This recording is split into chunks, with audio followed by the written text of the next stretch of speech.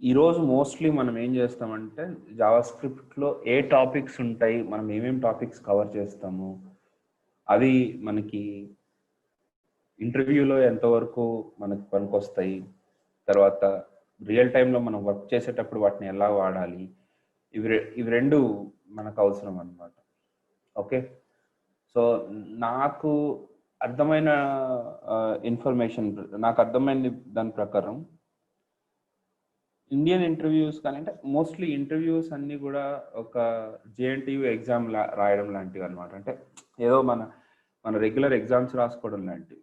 90% వాళ్ళు ఎంతసేపు వాళ్ళ ప్రాసెస్ అంతా ఎలా ఉంటుంది అని అంటే, వాళ్ళకి అనిపించిన క్వశ్చన్స్ మిమ్మల్ని అడిగేసామా, మీరు వాటికి ఆన్సర్స్ చెప్పేశారా, అంతే.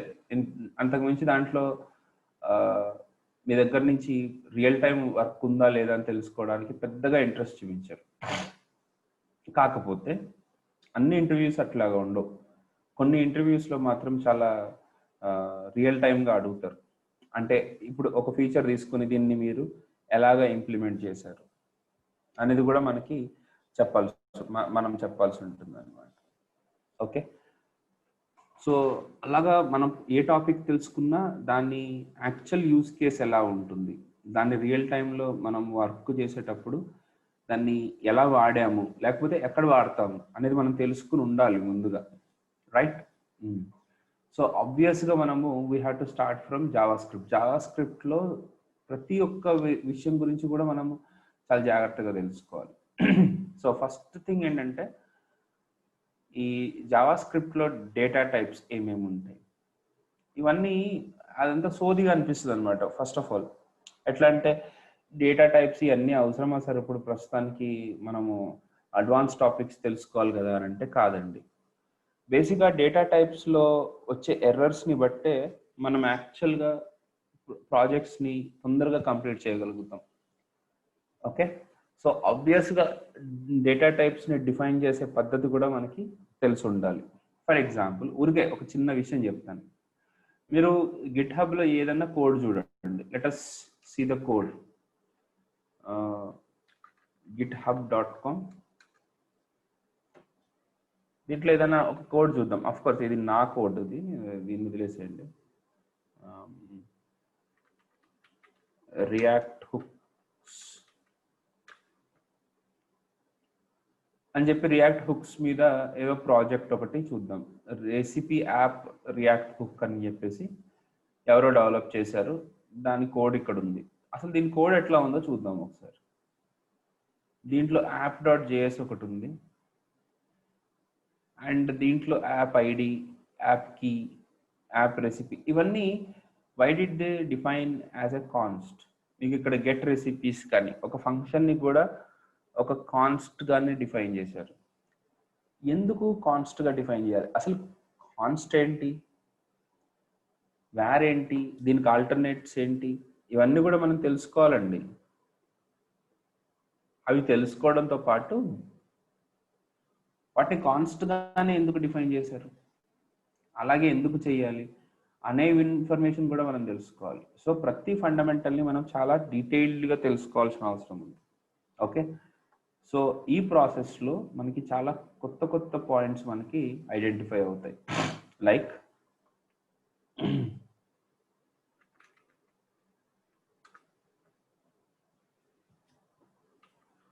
ఫర్ ఎగ్జాంపుల్ హాయిస్టింగ్ ఉందండి.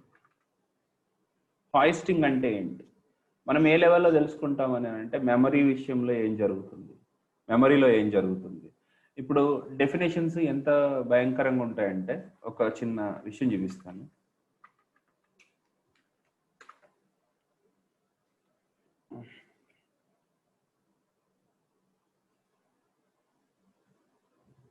ఇప్పుడు W3 స్కూల్స్లో డెఫినేషన్ ఎలా ఉంది, ఏమనుంది? Hoisting is JavaScript's default behaviour of moving to the top, moving declarations to the top అని చెప్పేసి ఇక్కడ ఒక డెఫినేషన్ ఇచ్చాడు. అదే ఒరిజినల్ డాక్యుమెంటేషన్ అంటే మన మోజిల్లా ఫైర్ ఫాక్స్ డాక్యుమెంటేషన్ కానీ, మీరు క్రోమ్ కూడా డాక్యుమెంటేషన్ ఉంటుంది, దాంట్లోకి వెళ్ళినా మీకు ఒక డిఫరెంట్ డెఫినేషన్ ఉంటుంది అనమాట. A strict definition of hoisting suggests that variable and function declarations are physically moved to the top of your code. So రెండిట్లో ఒకటే టైప్ ఆఫ్ డెఫినేషన్ ఉంది కదా సార్, దాంట్లో పెద్ద గొప్ప ఏంటి అని అంటే దాని పక్కనే ఒక మాట చెప్తాడు, but this is not the fact what happens. ఇది కాదు జరిగేది. Instead the variable and function declarations are put into the memory during the compilation phase. So మిగతా వెబ్సైట్స్లో మీరు గీక్స్ ఫర్ ద గీక్స్ మీరు ఎక్కడ చూసినా సరే మీకు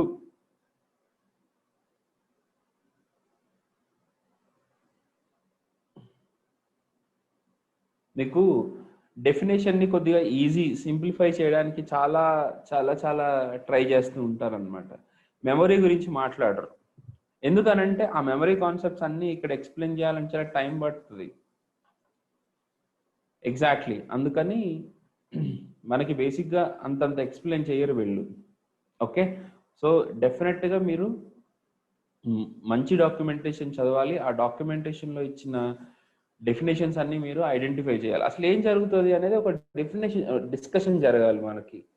ఓకే, మెమరీలోకి ఎందుకు వస్తుంది, దీంతో first of all variable create చేసుకోవాలనే థాట్ కానీ, లేకపోతే అరేస్ డిక్లేర్ చేసుకోవాలనే థాట్ కానీ, అసలు డేటాని మనము స్టోర్ చేసుకోవడానికి మనకు ఒక వేరియబుల్ కావాలనే థాట్ కానీ, ఇవన్నీ మనకు వస్తాయి. దాని తర్వాత ఇంకా దాని మధ్యలో ఉండే డిఫరెన్సెస్ ఏవి, లెట్ కాన్స్ట్ వేర్కి మధ్యలో ఉండే డిఫరెన్సెస్ అంటే ఎట్లా, స్పెల్లింగ్ ఒకటే కాకుండా అంటే దాంట్లో ఉండే ఎర్రర్స్ ఏంటి, తర్వాత దాంట్లో ఉండే స్కోప్ డిఫరెన్సెస్ ఏంటి, ఎగ్జిక్యూషనల్ వైజ్ అది ఎలాగ డిఫర్ అవుతుంది, ఇవన్నీ కూడా మనం డిస్కస్ చేస్తూ రావాలి. అప్పుడు మనకి నాలెడ్జ్ అనేది వస్తుంది. అలాగ డీప్గా మనం తెలుసుకోవాల్సి ఉంటుంది ప్రతి టాపిక్ మీద. ఇప్పుడు మనం ఏవేవైతే టాపిక్స్ అనుకుంటున్నామో అవన్నీ. అలాంటి ఒక టాపిక్ పేరు హాయిస్టింగ్. పేరుకే హాయిస్టింగ్. దీంట్లో మనకి మెయిన్గా మనకు తెలిసేదేంటి, what do we discuss, declarations and definitions.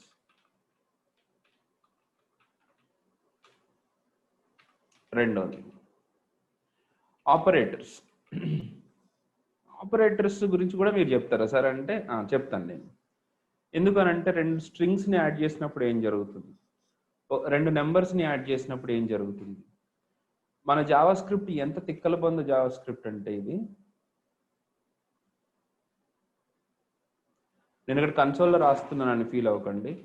Wear x is equal to 1 2 3,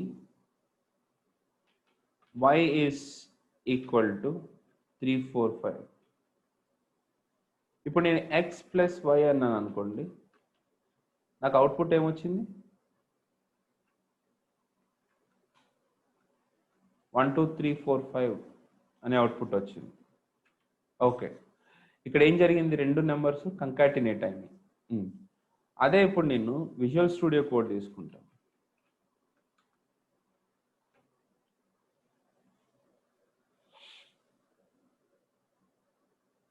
పర్లేదు, ఇక్కడ కూడా చేసేసుకోవచ్చు డైరెక్ట్గా. అంటే రెండు నెంబర్స్ ఇలా స్ట్రింగ్ ఫామ్లో ఉన్నప్పుడు అవి రెండింటిని యాడ్ చేయడానికి ట్రై చేస్తే ఏం జరుగుతుంది, కంకాటినేట్ అవుతున్నాయి. ఇవి నెంబర్స్గానే కనపడుతున్నాయి కానీ అవి సింగిల్ కోట్స్లో పెట్టేసరికి అవి స్ట్రింగ్స్గా మారుతున్నాయి అన్నమాట. అలాగా అది కాకుండా ఎక్స్ మైనస్ వై అన్నాను అనుకోండి, అప్పుడు ఏంటి జరిగేది, ఇవి రెండు ఆటోమేటిక్గా నెంబర్స్గా మారిపోతాయి. దాన్నే టైప్ కాస్టింగ్ అని అంటారు. మారిపోయి మైనస్ అనే ఆపరేషన్ జరుగుతుంది. ఇక్కడ చూడండి, ఫర్ ఎగ్జాంపుల్ ఇప్పుడు wear a is equal to 10, b is equal to 5 అని అన్నాను అనుకోండి. ఇప్పుడు wear a plus b coming as 15. ఎందుకు, అవి రెండు నెంబర్స్ కాబట్టి, అంతేనా. అదే where a is equal to 34, where b is equal to 3 అన్నాను అనుకోండి. and A plus B gives me 34 3 అంటే ఇది కంకాటినేట్ అవుతుంది. అదే నేను మైనస్ అప్లై చేస్తే 31 అని వచ్చింది. ఎందుకు 30? అదే చెప్తున్నాను, మైనస్ ఆపరేటర్ ఎప్పుడైతే మీరు అప్లై చేశారో అప్పుడు ఆటోమేటిక్గా అవి టైప్ కాస్ట్ అయిపోతాయి. లెఫ్ట్ వైపు ఉన్నది టైప్ కాస్ట్ అవుతుంది, రైట్ సైడ్ ఉన్నది టైప్ కాస్ట్ అవుతుంది. మల్టిప్లికేషన్, డివిజన్, సబ్స్ట్రాక్ట్ అన్నిటికీ అపార్ట్ ఫ్రమ్ ప్లస్ ఆ డిఫరెన్సెస్ కూడా మనం తెలుసుకుని ఉండాలి. అలాగే ఇంకొక కొన్ని ఆపరేటర్స్ ఉన్నాయన్నమాట.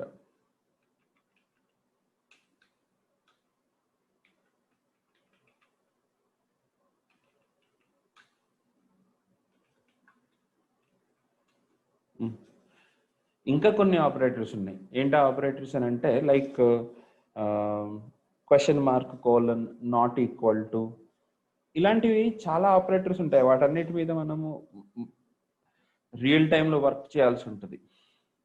అవన్నీ మనం తెలుసుకోవాలి. Especially question mark, colon, like concat మన టెర్నరీ ఆపరేటర్. ఆ ఆపరేటర్ తెలుసుకోకుండా మనం ఏమీ చేయలేము. ఒకసారి దీంట్లో కూడా ఎక్కడైనా ఇచ్చి ఉంటాడేమో చూద్దాం. ఇట్స్ అ రెగ్యులర్ ఆపరేటర్ అనమాట. మనం చాలాసార్లు యూజ్ చేస్తూ ఉండాల్సిన ఆపరేటర్ అది. ఈ అప్లికేషన్లో ఏమైనా ఇచ్చాడేమో లేదో చూద్దాం ఒకసారి.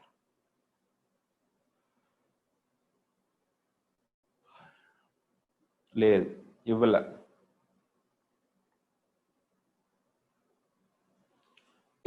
But generally that's a regular set of operator. Question mark and colon అవన్నీ ఏం చేస్తాయి అనేది కూడా మనం తెలుసుకుని ఉండాలి.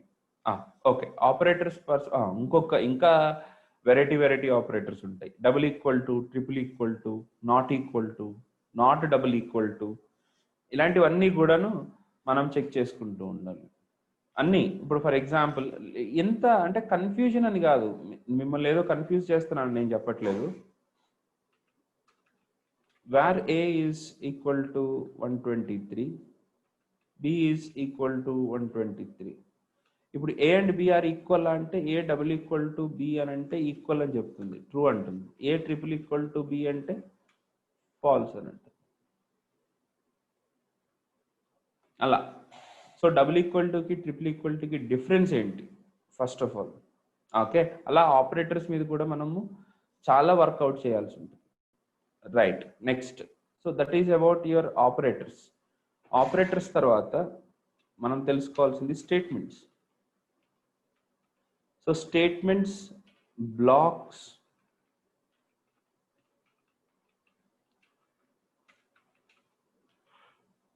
మీకు ఆపరేటర్స్ గురించి చెప్పేటప్పుడు అంటే మామూలుగా మీరు అనుకోవచ్చేమో యాంపర్సెంట్ అనేది ఎలా యూజ్ అవుతుంది, ఏం జరుగుతుంది అని.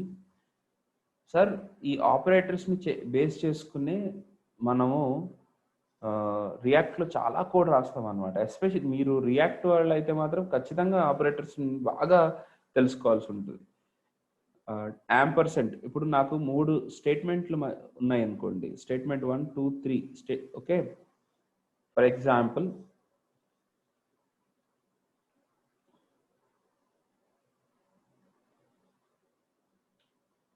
నేను డైరెక్ట్గా ఇలా ఇస్తున్నాను, true and 100 greater than 400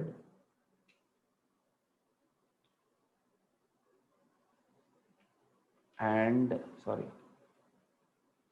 Suresh కొద్దిగా క్లీన్ చేయను అన్నది, అండ్ ప్లస్ ఏ అని అన్నాను అనుకోండి. ఇప్పుడు ఆ ఏ ప్లస్ అవుతుందా అవ్వదా, ఏలో ఉన్న వాల్యూ ఇంక్రిమెంట్ అవుతుందా అవ్వదా అంటే ఇది true and this is false. True and false gives you false. ఒకసారి ఫాల్స్ వచ్చిన తర్వాత దీని పక్కన ఒక యాంపర్సెంట్, ఒక అండ్ గేట్ ఉన్నది అని అంటే అది ఎలాగో ఫాల్స్ వస్తుంది. కాబట్టి ఈ ఏ ప్లస్ని ఎగ్జిక్యూట్ చేయదు. కాబట్టి ఏలో 123 ఉంటే అఫ్ కోర్స్ 123 ఉంటుంది, అది ఇంక్రిమెంట్ అవ్వదు అనమాట. Of course it returns falls. ఇప్పుడు ఏలో ఏ వాల్యూ ఉంది అని అనుకుంటే 123 ఉంది. సరే, ఇప్పుడు సేమ్ స్టేట్మెంట్ని నేను బీకి అప్లై చేస్తాను. ఎందుకంటే ఏలో మీరు స్ట్రింగ్ ఉంది కాబట్టి అలా ఎదుగుతుందేమో అనుకోవచ్చు మీరు. ఇప్పుడు బిలో ఉన్న వాల్యూ చూస్తే బిలో ఉన్న వాల్యూ 123 ఉంటుంది. బిలో ఉన్న వాల్యూ అంటే బి అనేది ఇంక్రిమెంట్ అవ్వలేదు, అంటే ఈ పర్టికులర్ స్టేట్మెంట్ అనేది ఎగ్జిక్యూట్ అవ్వలేదు. అలాంటివి చాలా ఉంటాయి మనకి. ఓకే, సో మీరు ఎంత కేర్ఫుల్గా మీరు ఆపరేటర్స్ అన్నిటిని అబ్జర్వ్ చేయాల్సిందో అంత కేర్ఫుల్గా అబ్జర్వ్ చేయాల్సి ఉంటుంది. ఓకే, నాకు రియల్ టైంలో ఎగ్జిక్యూట్ అవుతున్న అన్ని ఇష్యూస్ని నేను అక్కడ అడ్రస్ చేస్తాను. రైట్, ఓకే, అది అంటే నేను చెప్పే ప్రాసెస్ అట్లా ఉంటుంది. దీని తర్వాత బ్లాక్స్ అండ్ స్టేట్మెంట్స్ అంటే if else, for loops, while loops, వీటన్నిటి గురించి నేను డిస్కస్ చేస్తాను. సో నేను ఆల్రెడీ నిన్న కొన్ని విషయాలు చూపించాను మీకు, నా అసైన్మెంట్స్ ఏమేమి ఉంటాయి వాటి గురించి అన్నీ కూడా. సో ఈ అసైన్మెంట్స్ అన్నీ మీరు చేయాల్సి ఉంటుంది. చేసినప్పుడే మీకు కాన్ఫిడెన్స్ వస్తుంది. కొంతమందికి చెప్తారు, కొంతమంది అడుగుతారు నన్ను, సార్ నాకు ఈ పాలెండ్రోమ్ సిరీస్ రాలేదు, కొద్దిగా చెప్పండి అని. Yes, I will discuss about it. Right, కొంతమంది అంటే ఆల్రెడీ పెద్ద పెద్ద కంపెనీలో చేసి ఉంటారు కదా, వాళ్ళు ఆల్రెడీ ఇంటలెక్చువల్స్ అని ఫీలింగ్ ఉంటుంది వాళ్ళకి, వాళ్ళు చెయ్యరు, మంచిది, పర్లేదు. కాకపోతే ఇంటర్వ్యూలో ఇలాంటి క్వశ్చన్స్ అడుగుతారు. I just explain you one of the situations. One girl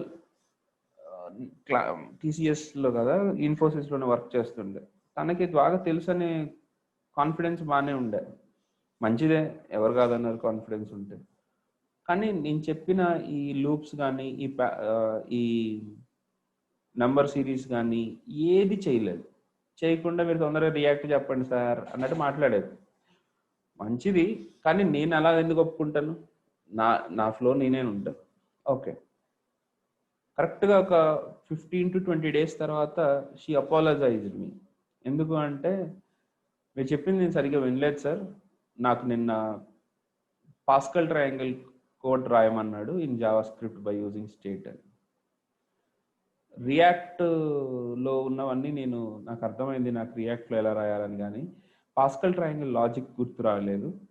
I lost my job, I last an opportunity yesterday, city bank opportunity. City bank చాలా బాగుంటుంది, ఒకసారి ఆ అకౌంట్లో పడ్డాము అని అంటే it will be two safe అనమాట. అలాంటిది షీ లాస్ట్ ఇట్. అలాంటివి నేను ఎన్నో ఎగ్జాంపుల్స్ చెప్పగలను. రివర్స్ ఆఫ్ ఎ స్ట్రింగ్ ప్రతి fresher 1 year experience, 2 years experience ఉన్న వాళ్ళందరికీ అడిగే question, reverse of a string ఎలా చేస్తారు? సో ఇవన్నీ మనకి తెలియాలి అని అంటే ఈ ప్రోగ్రామ్స్ అన్నింటినీ మనము సాల్వ్ చేసుకుంటూ రావాలి. నేను వాటి సీక్వెన్స్ని కానీ అంత పకడ్బందీగా పెట్టేస్తున్నాను. Okay, so I share these assignments with you and you have to do it. ఈ చుక్కల ప్రోగ్రాములు కానీ ఈ ప్యాటర్న్స్ కానీ ఇవన్నీ ఇంప్లిమెంట్ చేపిస్తున్నాను అని అంటే అదేదో నా కోసం కాదు, జస్ట్ మీకోసమే. ఓకే, అలాగా బ్లాక్స్ అండ్ స్టేట్మెంట్స్ ఇక్కడికి what you say utter basics అయిపోతాయి. దీని తర్వాత I will be talking about functions. Functions అంటే ఏ లెవెల్లో చెప్తాను అని అంటే, what is a function, what is a call, what is return, what is arguments, what are parameters, వీటన్నిటికీ కూడా మీకు డిఫరెన్స్ అనేది తెలియాలి. మోస్ట్ ఆఫ్ ద పీపుల్, మీరు నా క్లాస్ వరకు ఎందుకు రావాల్సి వచ్చింది అని అంటే, మీరు ఈ వీడియోస్ అన్ని యూట్యూబ్లో వినలేరా, లేకపోతే ఉడేమీలో దొరకట్లేదా? నా వరకు ఎందుకు వచ్చారు? ఎందుకు వస్తాము అని అంటే ఎందుకు వచ్చారు అని అంటే, మనలో చాలా మందికి ఈ స్మాల్ థింగ్స్ మీద క్లారిటీ ఉండకపోవడం వల్ల. ఓకే, నా సర్వే నేను చాలా క్లియర్గా చేసుకున్నానండి. ఓకే, ఎవరికైనా నేర్చుకోవాలని ఎందుకు ఉంటుంది అని అంటే, ఇవన్నిటి మధ్యలో క్లారిటీ ఉండకపోవడం వల్ల. Most of the people get the clarity out of all these. Call, return, argument, parameters, ఇవన్నిటి విషయంలో మనకు ఒక ఫండమెంటల్ క్లారిటీ వచ్చేస్తుంది. రెండోది, అసలు ఫంక్షన్స్ని ఎలా యూజ్ చేయాలి, ఫంక్షన్స్ని ఎలా హ్యాండిల్ చేయాలి, ఫంక్షన్స్ని రాయడంలో అవన్నీ చెప్తాను. తర్వాత టైప్స్ అని అంటే మామూలుగా నార్మల్ ఫంక్షన్స్ మీకు ఎలా తెలుసు. తర్వాత variable functions or function expressions. తర్వాత immediately invoked function expressions, or else self-executable function expressions, and arrow functions. Of course, ఇది మన ES6 ప్రాపర్టీ అనుకోండి, arrow functions. తర్వాత callback functions, asynchronous functions, higher order functions are list, what is it, అది first class functions. Higher order functions or first class functions. ఇవన్నీ ఏంటి, ఎందుకు, వాటన్నిటి గురించి మనం డిస్కస్ చేస్తాం.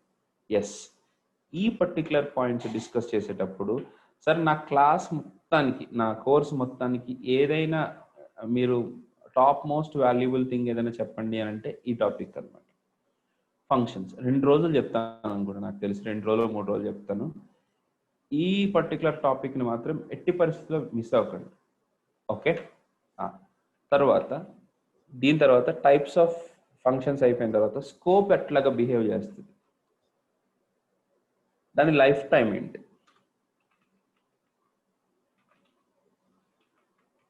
What you mean by life time అని అంటే దాంట్లో ఒక వేరియబుల్ ఉంటే అది ఎన్ని రోజుల వరకు బతుకుంటుంది చెప్తాను నేను, అంతా చూపిస్తాను.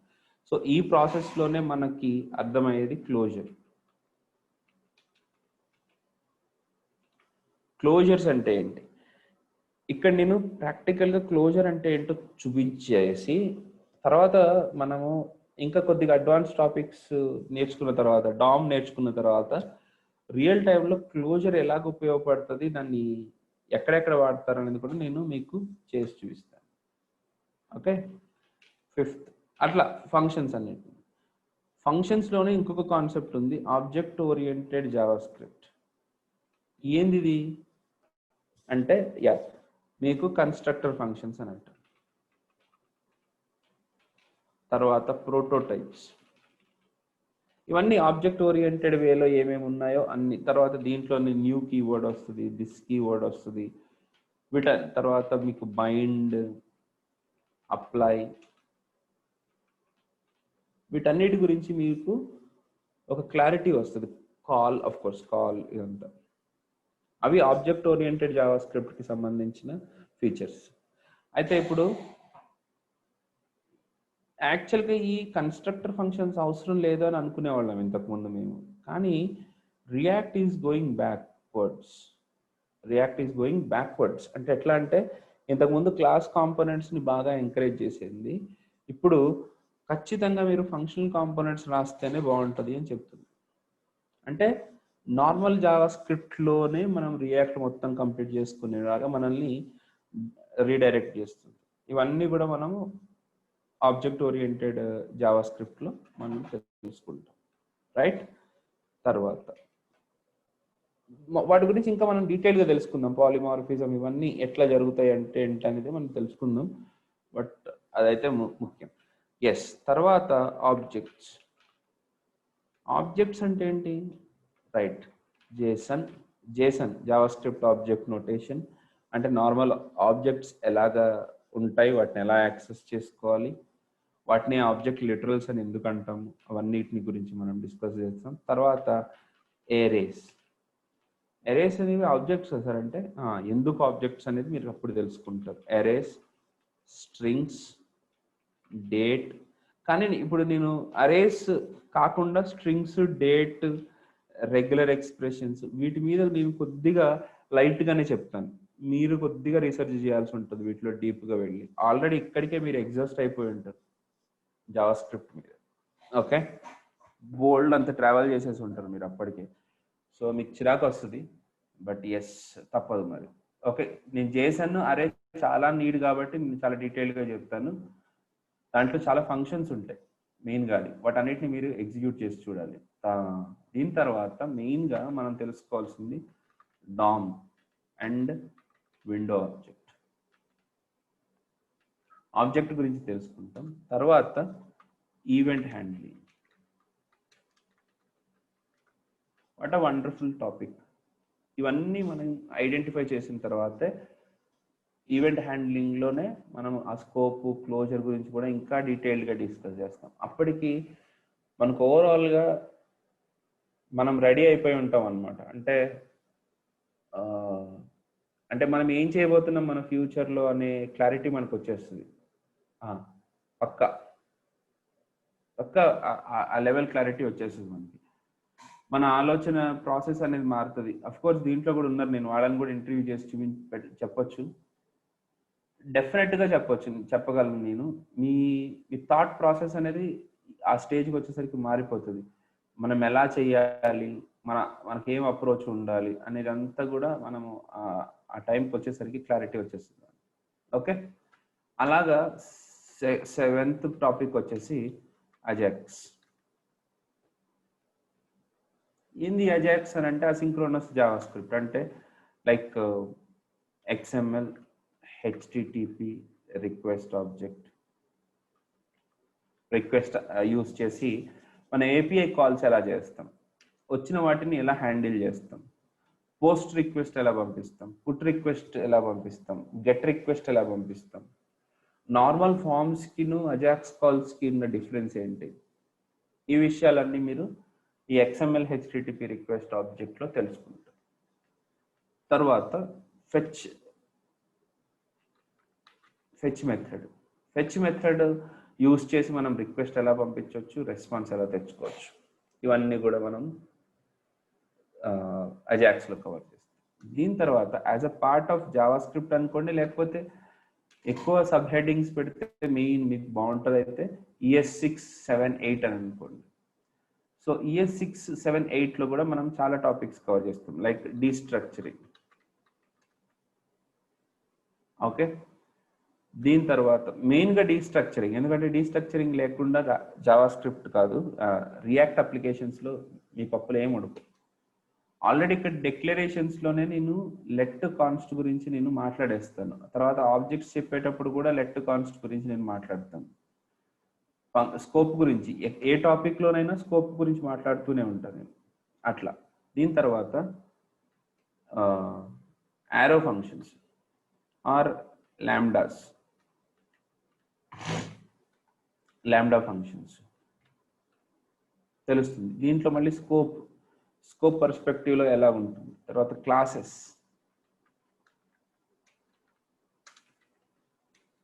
And inheritance, classes and inheritance ఎలా జరుగుతాయి. తర్వాత క్లాసెస్, ఇన్హెరిటెన్స్ ఇది కూడా అయిపోయిన తర్వాత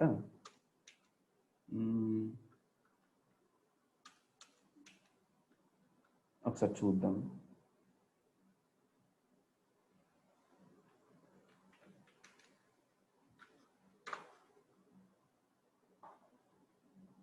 ఒక గిట్హబ్ బ్లాక్ బాగుంటుంది, ఉన్నాయి. తర్వాత arrows, classes, object literals, enhanced object literals. దీంట్లో కొన్ని కొత్త ఫీచర్స్ వచ్చినాయి, అవి మనం డిస్కస్ చేస్తాం. యాక్చువల్గా ఇది ES6 అనే కాదు, 7లో ఎక్కువ ఎన్హాన్స్ అయింది, అది చూపిస్తాను. తర్వాత template strings, superb concept. Template strings, right. తర్వాత ఓకే, దీంట్లో కవర్ చేసేస్తాను. లెట్ కాన్స్ట్, ఇటరేటర్స్, వీటి గురించి మనం డిస్కస్ చేస్తాం. ఫర్ ఆఫ్ అంటే ఏంటి, ఫర్ ఇన్ ఏంటి, ఆ రెండింటికి మధ్యలో ఉన్న డిఫరెన్స్ ఏంటి. తర్వాత జనరేటర్స్, తర్వాత మాడ్యూల్ లోడర్స్, మనకి డిఫరెంట్ లోడర్స్. తర్వాత మ్యాప్స్, ఇవన్నీ అంత పెద్దగా మనం ఏం వాడట్లేదండి. కాకపోతే దీంట్లో మెయిన్ ఇంపార్టెంట్ థింగ్ ప్రామిసెస్ని కూడా నేను దీంట్లో కవర్ చేస్తాను. సో ఓవరాల్గా ES6లో కవర్ అయ్యే ఫీచర్స్ ఇవి. అలాగే ES7లో కవర్ అయ్యే ఫీచర్స్ ఏంటి, ES7 ఫీచర్స్.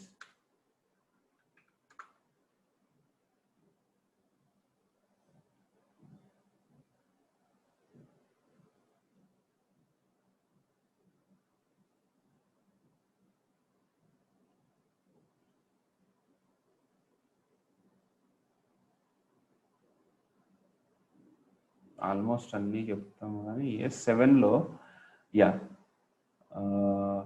ఒక ఆపరేటర్, బేసిక్గా prototype.includes అని ఒక కొత్త ఫంక్షన్ వచ్చింది. ఇంక్లూడ్స్ ఫంక్షన్ చాలా మంచి ఫంక్షన్. ఈ ఫంక్షన్ ఎలా బిహేవ్ చేస్తుంది అనేది తెలుసుకుంటాం మనం 100%. ఓకే, ఇది ఒకటేనా సార్ దాని అప్డేట్ అని అంటే, యాక్చువల్గా ES 6లో మీరు ఇందాక ఎన్హాన్స్డ్ ఆబ్జెక్ట్ లిటరల్స్ అన్నారు కదా, ఆబ్జెక్ట్ లిటరల్స్ని బెటర్ తయారు చేసేది. Exponentiation operator I have not used it yet. Okay, ఇది ఏదో చూద్దాం తర్వాత. ES 8 ఫీచర్స్కి వచ్చేసరికి definitely I would like to discuss about async and await. Async await ఎలా యూజ్ అవుతుందో చూపిస్తాను. అంటే మేబీ దాన్ని నేను రియాక్ట్తో పాటు చెప్తాను, డైరెక్ట్గా జావా స్క్రిప్ట్లో చెప్పకపోవచ్చు. And object dot values and object dot entries, వీటి గురించి కూడా మనం డిస్కస్ చేస్తాం. Okay, and after that ES 6లో ES 9లో spread rest operators, spread parameters, properties, వీటి గురించి కూడా మనం డిస్కస్ చేస్తాం. చాలా బాగుంటుంది ఈ ఫీచర్స్. ఇది ES 7 ఫైనలీ. ఇది 9 అనే కాదు, ఇంతకు ముందు కూడా ఉండేది, బెటర్గా ఉంటుంది అంతే. సో ఓవరాల్గా ఇవి మనం కవర్ చేసుకునే టాపిక్స్ ఏదేంట్లో, only in JavaScript. Okay, right, just give me a minute and be back. Okay, అలాగా మనము జావా స్క్రిప్ట్ పాయింట్ ఆఫ్ వ్యూలో మనం ఏమేమి డిస్కస్ చేసుకుంటాం అనేవి నేను చాలా క్లియర్గా చెప్పాను. సార్ ఇవన్నీ డిస్కస్ చేయడానికి మినిమం 20 to 25 days పడుతుంది. ఓకే, ఇంటర్వ్యూ క్వశ్చన్స్లో కానీ లేకపోతే మీ రెగ్యులర్ ఎగ్జామ్స్ పెడుతూ ఉంటారు, వాటన్నిటిలో కూడా మీకు మెయిన్గా యూజ్ అయ్యేవన్నీ ఇవే. అండ్ మోర్ ఓవర్ ఏది ఏమనుకున్నా సరే అల్టిమేట్లీ మీరు ఈ మీడియం లాంటి డాక్యుమెంటేషన్ చదవకుండా మీరు ఏమీ చేయలేరండి. No one can do anything in it. అలాంటప్పుడు మనకి ఆ ఇండివిజువల్ పాయింట్స్ మీద చాలా క్లారిటీ ఉండాలి. అవన్నీ తెలుసుకుంటే ఆటోమేటిక్గా మిగతావన్నీ కూడా మనము ఈజీగా తెలుసుకోగలుగుతాం. సో అందుకని నేను వాటి మీద అంత టైం స్పెండ్ చేస్తాను. రైట్, ఇది అయిపోయిన తర్వాత now let us come to the point of అదే ఏది జావా స్క్రిప్ట్ ఫౌండేషన్ తర్వాత. Yes, I'm talking about React fundamentals. What do you mean by React fundamentals? ఎట్లాగా రియాక్ట్ ఫండమెంటల్స్ అంటే మనం ఏం తెలుసుకోవాలి అని అంటే, ఎస్, JSX అంటే ఏంటి, వాట్ ఈస్ JSX? దాంతోపాటు మనము డామ్ని ఎలాగ మ్యానిపులేట్ చేస్తాం, వర్చువల్ డామ్ అంటే ఏంటి, మనం ఒక ఎలిమెంట్ని కొత్తగా క్రియేట్ చేసి దాన్ని మన పేజ్లోకి ఎలా ఇన్సర్ట్ చేస్తాం, ఆ పర్టికులర్ ప్రాసెస్లో రియాక్ట్ డామ్ ఎలాగో యూజ్ అవుతుంది. What is React and what is React DOM అంటే 2 లైబ్రరీలు ఉంటాయి మనం యూజ్ చేయాల్సినవి. వాటన్నిటిని నేను ప్లెయిన్గా రాగా నేను చూపిస్తాను అనమాట. ప్లెయిన్గా అంటే వాట్ డూ ఐ మీన్? ప్లెయిన్గా చెప్పడం అని అంటే ఏ టూల్ యూజ్ చేయకుండా డైరెక్ట్గా, టూల్ అంటే UI గురించి, మన విజువల్ స్టూడియో కోడ్ గురించి నేను మాట్లాడట్లేదు. క్రియేట్ రియాక్ట్ యాప్ అని కొన్ని టూల్స్ ఉంటాయి, ఆ టూల్స్ ఏమి వాడకుండా నేను మీకు నేర్పిస్తాను. ఇది పర్టికులర్ పాయింట్, మన బేసిక్స్ ఆఫ్ రియాక్ట్ అనమాట. ఎలా ఎలిమెంట్ ఎలా క్రియేట్ చేయొచ్చు, దాన్ని ఎలా వాడుకోవచ్చు, వీటన్నిటి గురించి మనం అక్కడ తెలుసుకోబోతున్నాం. అది అయిపోయిన తర్వాత JSX యూజ్ చేసి మనము ప్రాప్స్ ఏంటి, కాంపోనెంట్స్ ఏంటి, అంటే ఫండమెంటల్గా ఇప్పుడు వితౌట్ ఎనీ బిగ్ థింగ్ మనం ఒకటే ప్రోగ్రామ్ ఒకటే పేజ్లో ఇవన్నీ రాసేయాలంటే ఎలా రాస్తాము? ఓకే, ఇది నాకు ఎందుకు ఉపయోగపడుతుంది, ఇది ఎందుకు మనకి నేర్చుకోవాల్సిన అవసరం ఉంది? డైరెక్ట్గా క్రియేట్ రియాక్ట్ యాప్ అనే టూల్ యూజ్ చేసి మీరు వర్క్ అంతా చేయొచ్చు కదా, మీరు ఇక్కడి నుంచి ఎందుకు వెళ్తున్నారు అని అంటే చాలా simple answer. Already existing application, ఇప్పుడు ఒక అప్లికేషన్ ఆల్రెడీ జావాలో, JSPలో దేంట్లోనైనా చేశారు, లేదా PHPలో ఒక వెబ్సైట్ ఉంది, దాని మీద నాకు కొత్త ఫీచర్స్ కావాలనుకోండి, అప్పుడు I have to make use of this way అంటే మనం లైబ్రరీ లైబ్రరీస్ని పైన యాడ్ చేసి మన కోడ్ని మనం స్టార్ట్ చేయడం అనమాట. అవన్నీ కూడా దీంట్లో నుంచే జరగాలి. దీంట్లో నుంచి నార్మల్ లైబ్రరీస్ని యూజ్ చేసి ఎలా చేస్తారనేది కూడా తెలియాలి మనకి.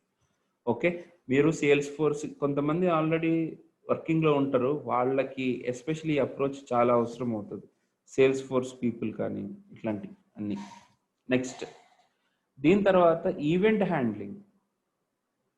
ఓకే, ఇది ఒక విచిత్రమైన ఈవెంట్ హ్యాండ్లింగ్ అనమాట. ఇక్కడ మనము HTML జావా స్క్రిప్ట్లలో ఈవెంట్ హ్యాండ్లింగ్ చేసేటప్పుడు డైరెక్ట్గా మనము వాల్యూస్ని పాస్ చేయొచ్చు. ఇది కాల్ చేసేటప్పుడే దాని వాల్యూని మనం పాస్ చేయగలుగుతాం. కానీ అలాంటిది ఇక్కడ ఆ పాసిబిలిటీ కొద్దిగా కష్టం. ఓకే, దీన్ని వెరైటీగా బైండింగ్ చేస్తాం అనమాట మనం. యా ఓప్స్ కాన్సెప్ట్స్ చెప్తానని చెప్పాను కదా నాన్న.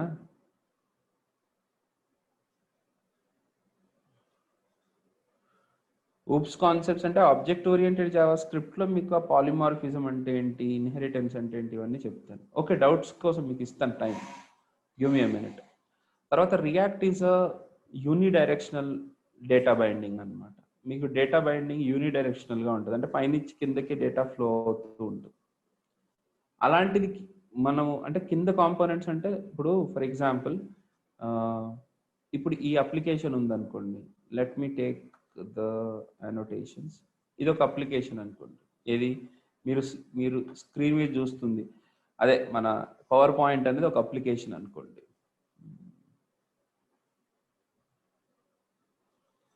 సో ఇది మొత్తం ఓవరాల్గా పైనుంచి కింద వరకు ఇదంతా కూడా ఒక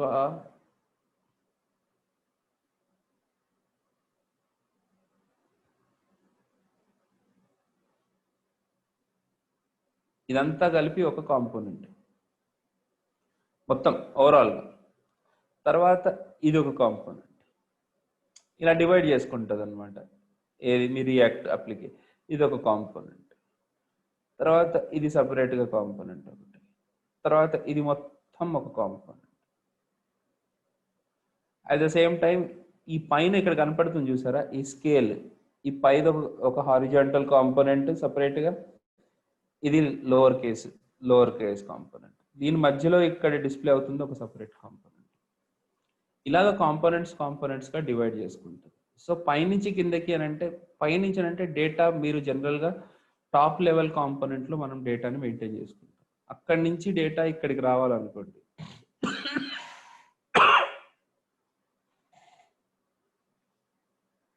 పైనుంచి డేటా కిందకి రావాలనుకోండి, అప్పుడు ఆబ్వియస్గా మీకు ప్రాప్స్ త్రూ పాస్ చేయాల్సి ఉంటుంది. అలాగే ఇక్కడి నుంచి డేటాని మీరు పైకి పంపించలేరు, పంపించాలంటే ఈవెంట్ హ్యాండ్లింగ్ ద్వారానే పంపించవచ్చు. ఆ విషయాలన్నిటినీ కూడా మనము ఈ పర్టికులర్ ప్రాపర్టీస్ బైండింగ్, స్టైలింగ్, తర్వాత స్టేట్, వీటన్నిటి గురించి మనం ఇక్కడ ఈ పర్టికులర్ ఇష్యూస్లో తెలుసుకుంటాం. తర్వాత then we have to understand what is routing. Okay, so routing కంటే ముందు యాక్చువల్గా మనం తెలుసుకునేవి చాలా ఉంటాయి. అంటే లైక్ హుక్స్ అని, లైఫ్ సైకిల్ మెథడ్స్ అని. ఇక్కడే ఈ పర్టికులర్ ప్రాసెస్లోనే మనం చాలా యూస్ కేసెస్ చూస్తాం అన్నమాట. లైక్ హుక్ అంటే ఏంటి, లైఫ్ సైకిల్ మెథడ్స్ ఏంటి, తర్వాత పర్ఫార్మెన్స్ బెటర్ చేయడం కోసం ఏమేమి యూస్ చేయాలి. అంటే ఇప్పుడు ఫర్ ఎగ్జాంపుల్ పైన అంటే టాప్ మోస్ట్ కాంపోనెంట్లో ఒక చిన్న చేంజ్ జరిగింది అనుకోండి, నార్మల్ అప్లికేషన్ అయితే ఏమంటే కంప్లీట్ అప్లికేషన్ మళ్ళీ రీకన్స్ట్రక్ట్ అవుతుంది. అలా రీకన్స్ట్రక్ట్ కాకుండా మనం వర్చువల్ డామ్ని యూస్ చేస్తూ మనకి ప్యూర్ కాంపోనెంట్స్ అని, react.memo అని కొన్ని ఫంక్షన్స్ ఏం చేస్తాయంటే మనకి బెటర్ పర్ఫార్మెన్స్ని ఇస్తాయి. ఆ బెటర్ పర్ఫార్మెన్స్ని మనం ఎలాగ ఐడెంటిఫై చేయొచ్చు, మనం ఎలాగ ఇంప్లిమెంట్ చేయొచ్చు, అవన్నీ కూడా మనం తెలుసుకుంటాం. సో అక్కడికి రియాక్ట్ ఫండమెంటల్స్ అయిపోతాయి. ఓకే, రియాక్ట్లో బేసిక్గా హుక్స్ అనే కాదండి, నేను ఇంకా చెప్తాను, హుక్స్తో పాటు రెఫ్స్ చెప్తాను. ఓకే, తర్వాత ఇంకా సో అవన్నీ ఫీచర్స్ అన్ని నేను కవర్ చేస్తాను. ఓకే, పోర్టల్స్ చెప్పట్లేదులేండి, దాని గురించి పెద్దగా అవసరం లేదు. ఎర్రర్ బౌండరీస్ చెప్తాను. సో ఇవన్నీ అయిపోయిన తర్వాత we have to come back to the, అంటే దీని తర్వాత మనం ఆలోచించాల్సింది థర్డ్ పార్టీ టూల్స్ గురించి. What do mean by third party tools? Third party tools అని అంటే, ఇప్పుడు రౌటింగ్ ఉందనుకోండి, ఫండమెంటల్గా రియాక్ట్లో రౌటింగ్ని మనం ఏం చేయలేము. You can't do anything in the routing. So దానికోసం రియాక్ట్ రౌటర్ని మనము ఇన్స్టాల్ చేసుకోవాలి. ఇది థర్డ్ పార్టీ మాడ్యూల్. సో ఈ రౌటర్ ద్వారా మనము ఒక కాంపోనెంట్ నుంచి ఇంకొక కాంపోనెంట్కి స్విచ్ అవ్వడం ఎలాగా అంటే, ఇప్పుడు నేను ఇక్కడ ట్రాన్సిషన్స్ అని క్లిక్ చేశాను అనుకోండి, నాకు పక్కన ఒక వ్యూ వచ్చింది, అంటే ఇక్కడ ఇలాగా. సో అది కాదు నా ఉద్దేశం, అయితే అది కాదు.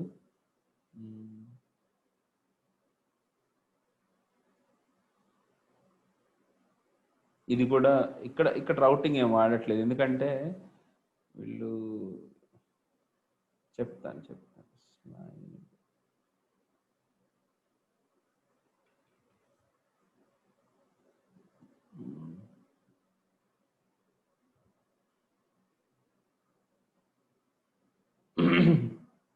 ఇది కూడా కాదమ్మా, ఇది కూడా కాదు,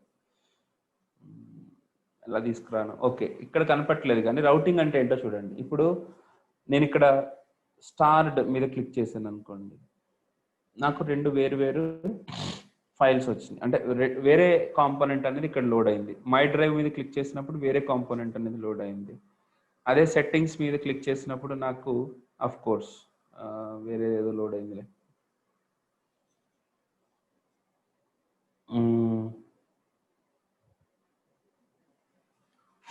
ఇక్కడ సెట్టింగ్స్లో ఇలా కనపడుతుందా? సరే, అలా అంటే ఒక్కొక్క వేరే కాంపోనెంట్ షేర్డ్ విత్ మీ, వేరే వాళ్ళు ఎవరో షేర్ చేసిన డీటెయిల్స్ అనమాట. షేర్డ్ విత్ మీలో రీసెంట్గా వచ్చేసరికి రీసెంట్ దాంట్లో అంటే రీసెంట్ డాక్యుమెంట్స్ నేను ఏమేమి చూశాను, ఇది వేరే కాంపోనెంట్ ఆల్ టుగెదర్. సో ఒక్కొక్క లింక్ని బేస్ చేసుకుని డిఫరెంట్ కాంపోనెంట్స్ని ఎలాగా లోడ్ చేస్తాము అనేది ఇక్కడ సింగిల్ పేజ్ అప్లికేషన్ మన రౌటర్ తోటి తెలుసుకుంటాం. ఇలాగనే కాదు అండి, మనకి నెస్టెడ్ రౌట్స్, అంటే ఒక లింక్ మీద క్లిక్ చేసినప్పుడు అక్కడే కింద డిస్ప్లే అయ్యేటట్టు నెస్టింగ్ ఎలా చేస్తాం, చైల్డ్ రౌట్స్ ఎలా చేస్తాం, ఇవన్నీ ఒక రౌట్ నుంచి ఇంకొక రౌట్కి డేటాని ఎలా పాస్ చేస్తాం. ఓకే, బటన్ క్లిక్ ద్వారా ఇప్పుడు చూడండి లాగిన్ అయిపోయింది అనుకోండి, లాగిన్ కరెక్ట్గా అయితే మనము ఒక పేజ్ని ఎలా లోడ్ చేయొచ్చు, లాగిన్ కరెక్ట్గా అయినప్పుడే పేజ్ని ఎలా లోడ్ చేయొచ్చు అనేది కూడా మనం ఇక్కడ తెలుసుకోవచ్చు. ఓకే, సో ఈ రౌటింగ్లో చాలా విషయాలు మనం గ్యాదర్ చేస్తాం. దీని తర్వాత ఈ రిడక్స్ని యూజ్ కూడా చేసుకుంటాం అనమాట. Redux of course 90% of you guys redux గురించి ఎప్పుడు మాట్లాడతాడు, సార్ అది అన్నెసెసరీ హైప్ అనమాట. అది అర్థం చేసుకునేటప్పుడు ఒక చిన్న కాంప్లికేటెడ్ స్ట్రక్చర్ ఒకటి ఉంటుంది. సో చాలా సింపుల్ అండి యాక్చువల్గా. ఎట్లా అంటే నేను ఒక చిన్న సినారియో చెప్తాను ఊరికే ఎవరికైనా అర్థం కావడానికి. ఇప్పుడు మా ఇంట్లో మా చిన్నప్పుడు మా నాన్నగారికి జీతం రాగానే తీసుకొచ్చి మా అమ్మకి ఇచ్చేసేవారు. ఈవెన్ ఆయనకి డబ్బులు అవసరమైనా సరే మా అమ్మని అడిగి తీసుకుని వెళ్ళేవారు తప్ప ఆయనగా జేబులో పెట్టుకునే అవసరం ఉండేది కాదు. అలా అని చెప్పేసి ఇది మా నాన్న అమ్మకు భయపడుతున్నాడు అని కాదు, పెద్ద టైగర్ అది. ఆ టైగర్ ఆ విషయం గురించి కాదు. ఎందుకు అట్లా చేశారు అని అంటే నాకు రిడక్స్లో దానికి ఆన్సర్ ఒకటి దొరికింది. ఏంటంటే మనము ఒక కామన్ ప్లేస్లో పెట్టినప్పుడు బేసిక్గా మన దగ్గర ఎంత ఉన్నాయి, ఎవరెవరికి ఇచ్చాము, ఎవరెవరు తీసుకున్నారు, ఈ ఇన్ఫర్మేషన్ అంతా కూడా. ఇప్పుడు నాకేదైనా డబ్బులు కావాలంటే నేను డైరెక్ట్గా ఆయన అడగాల్సిన అవసరం లేదు, నేను అమ్మని అడిగితే నాకు వచ్చే డబ్బులు. ఓకే, ఆయన తెలిసేది, ఆవిడకి తెలిసేది ఎంత ఖర్చు అవుతుంది, ఎక్కడికి వెళ్తుంది అని. ఒకసారి నాన్నకు చెప్పు అని అనేది.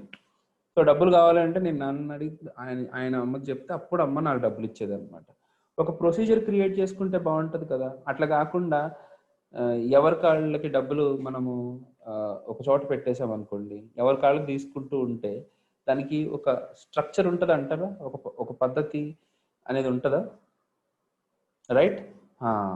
అలాగే ఇప్పుడు మీరు బ్యాంకులోకి వెళ్ళి డబ్బులు తీసుకోవాలి. బ్యాంకులోకి వెళ్ళి డబ్బులు తీసుకోవాలంటే మీరు ఏం చేయాలి? బ్యాంకులోకి పరిగెట్టుకుంటూ పోయి నా డబ్బులు ఇలా పోయి నా డబ్బులు అంటామా? లేకపోతే ఆ క్యాషియర్ గల్లీపెట్టులో ఎన్ని డబ్బులు ఉంటాయి గుంజేసుకుని వచ్చేస్తామా? ఇది కాదు కదా. This is not the right way of accessing data or accessing your money. మరి ఏంటి రైట్ పద్ధతి? ఒక పేపర్ తీసుకుని పేపర్ అంటే అక్కడ ఏదో ఉంటుంది కదా, దాని మీద మీ అకౌంట్ నెంబరు, వాళ్ళ అకౌంట్ ఏదో మొత్తానికి అన్ని డీటెయిల్స్ రాసి వాళ్ళకి ఇస్తే అప్పుడు వాళ్ళు మీకు డబ్బులు ఇస్తారు. హౌ క్రేజీయా? సపోజ్ ఓకే, దీని తర్వాత డబ్బులు వేయాలన్నా కూడా అదే పని. ఈవెన్ మీరు డబ్బులు దాచిపెట్టుకోవాలనుకున్నా సరే దాన్ని ఇన్సర్ట్ చేయాలంటే మీరు ఏం చేయాలి?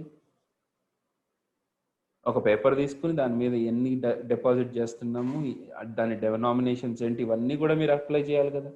ఈవెన్ క్యాష్ చెక్ని మీరు ఎన్కాష్ చేసుకోవాలన్నా ఇదే పరిస్థితి కదా. సో ఓవరాల్గా మీరు ఏదైనా వర్క్ చేసేటప్పుడు ఒక అప్రోచ్ తోటి వర్క్ చేస్తే, ఒక పద్ధతితోటి వర్క్ చేస్తే మనకి యాక్సెసిబిలిటీ అన్నీ కూడా కరెక్ట్గా ఉంటాయి. రైట్? ఇప్పుడు అలాగే మన అప్లికేషన్ మొత్తానికి సంబంధించిన డేటా ఉంటుంది. అప్లికేషన్ మొత్తానికి సంబంధించిన డేటాని మనము ఒక చోట మెయింటైన్ చేసుకోవాల్సి వస్తుంది అన్నమాట. మెయింటైన్ చేసుకుంటే బాగుంటుంది. దాన్ని స్టోర్ అంటారు. ఆ స్టోర్లో నుంచి డేటాని తెచ్చుకోవడం ఎలా, ఆ స్టోర్లోకి డేటాని పంపించడం ఎలా? ఒకవేళ డేటాని పంపిస్తే ఆ ఇన్ఫర్మేషన్ అందరికీ, ఇప్పుడు నాన్నకు బోనస్ వచ్చింది కదా అనేది ఎలా తెలుస్తుంది నాకు అని చెప్పాలన్నమాట. అంటే అమ్మ చెప్తుంది, ఈసారి బోనస్ వచ్చింది, మంచి డబ్బులు వచ్చినాయి, అందరికీ చెప్పాలి కదా. మా ఇంట్లో 6 ఉంటే 6కి చెప్పాలి. ఎట్లా చెప్తారు? ఎస్, ఇట్లా. So store will update, my mother is the store. అలాగా ఒక కామన్ ప్లేస్లోకి మనం పెట్టినప్పుడు వాళ్ళు మిగతా వాళ్ళకి అప్డేట్ చేస్తూ ఉంటారు. ఎవరైతే సబ్స్క్రైబ్ చేసుకుని, మా తమ్ముడు ఉన్నాడు, చిన్న తమ్ముడు, వాడికి అనవసరం కదా, ఆడికి బొమ్మలు ఉంటే సరిపోతుంది. అట్లాంటప్పుడు వాడికి అరే నాన్నకి ఇది వచ్చిందిరా అనేది అప్డేట్ అనేది వాడికి అవసరం లేదు, పెద్ద అయిన తర్వాత వాడికి అవసరం ఉంటుంది. సో ఎవరైతే సబ్స్క్రైబ్ చేసుకున్నారో, అంటే ఎవరికైతే అవసరమో వాళ్ళకి ఇన్ఫర్మేషన్ ఇవ్వడం అన్నమాట. ఓకే. సో ఓవరాల్గా ఊర్లో ఉన్న తాతకు కూడా తెలియాలి ఈ విషయం. ఎట్లా తెలుస్తుంది? నా అని చెప్పరు, అమ్మాయి చెప్పాలి. సో ఇవన్నీ మనకి తెలియాలి అని అంటే అది ఒక అప్రోచ్. అది ఈ రిడక్స్ కూడా ఒక అప్రోచ్ని మనకి అలవాటు చేస్తుంది అనమాట. సో ఆ స్టోర్ ఎలా క్రియేట్ చేయాలి, ఆ స్టోర్కి డేటాని ఎలా పంపించాలి, కొద్దిగా ప్రొసీజర్ ఎక్కువ ఉంటుంది. చిన్న అప్డేట్కి కూడా ప్రొసీజర్ ఎక్కువ ఉంటుంది, కానీ అది ఎంత వాల్యుబుల్ థింగ్ అనేది when you become a project lead అప్పుడు అర్థమవుతుంది. ఎందుకంటున్నానంటే సార్, ఓకే మనము ఇండియన్స్ ఒక లెవెల్ వరకు డెవలప్ చేస్తారు, రైట్?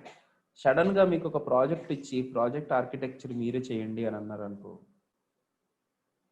మనం నిజానికి ఆనందంగా ఫీల్ అవ్వము. శాలరీ పెరుగుతుంది కదా అని భయపడతాం. ఎందుకు భయపడతాం అంటే రేపు పొద్దున ఏదైనా ఛాలెంజెస్ వస్తే మనం వాటిని అన్నిటినీ తట్టుకోగలిగే ఆర్కిటెక్చర్ ఎక్కడ డెవలప్ చేస్తాం అనే డౌట్ మనకే ఉంటుంది కదా.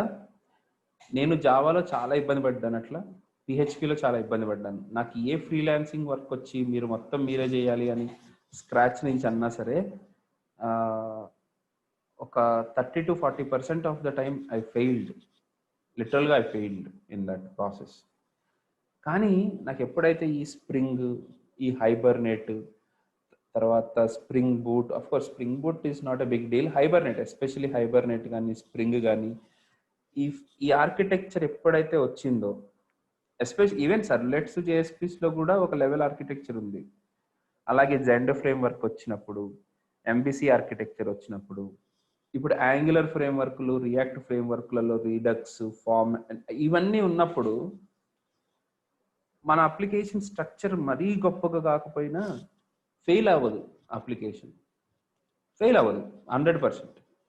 అంటే ఫెయిల్ అవ్వకపోవడం అంటే అది రిలయబుల్గా ఉంటుంది. First of all especially redux స్టోర్లో డేటాను మెయింటైన్ చేస్తే it is very reliable. Back ఎండ్లో అది చేసే పద్ధతి అంతా చాలా బాగుంటుంది అనమాట.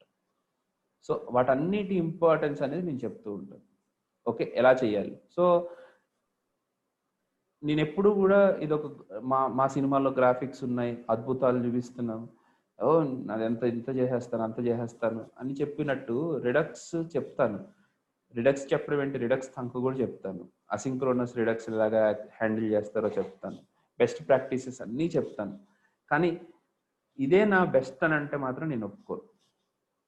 ఓకే, అందరికంటే బాగా చెప్తాను నో డౌట్ రిడక్స్ విషయంలో. కానీ ఇది ఒక చిన్న టూల్ మాత్రమే. దీన్ని మీరు ఎక్కువగా హైప్ ఇచ్చి మీరు ఫీల్ అవ్వాల్సిన పని లేదు. జుజుబి ఇది ఒక చిన్న విషయం. రోబో సినిమా రజనీకాంత్ కోసం చూసారా, గ్రాఫిక్స్ కోసం చూసారా అని అంటే రజనీకాంత్ కోసమే చూసాను నేనైతే, లిటరల్గా. అంతేగాని గ్రాఫిక్స్ రజనీకాంత్ని కొద్దిగా ఎలివేట్ చేసింది అంతే, అంతకుమించి ఏం లేదు అక్కడ. ఎనీవేస్, కొంతమంది రోబో ఫ్యాన్స్ ఉంటే ఐఎమ్ సారీ, ఊరికే చెప్తున్నాను ఆ మాట. అట్లా react as a whole is too good than a small thing called redux. దాన్ని నేను ఇదా అనేటట్టు మాట్లాడాలని అనుకుంటాను అనమాట. రైట్, ఆ విధంగా మీకు ఎక్స్ప్లెయిన్ చేస్తాను. You should feel comfortable. దీని తర్వాత ఫామ్ హ్యాండ్లింగ్కి వచ్చేసరికి సార్ 2 వేస్ ఉంటాయండి. ఒకటి ప్యూర్ ఫామ్ ఎలిమెంట్స్ని హ్యాండిల్ చేయడం ఎలా. ప్యూర్ ఫామ్ ఎలిమెంట్స్ అంటే ఏంటంటే ఒక్కొక్క ఎలిమెంట్ని ఒక్కొక్క కాంపోనెంట్గా డిఫైన్ చేసుకుని రీఫ్యాక్టర్ చేస్తూ మనకి ఫామ్స్ని డైనమిక్గా కన్స్ట్రక్ట్ చేస్తాం. ఓకే, కానీ అది స్టార్టింగ్లో చాలా ఇబ్బందిగా ఉంటుంది, బిగినర్స్కి చాలా ఇబ్బందిగా ఉంటుంది, చేయలేరు. కానీ that is the best way.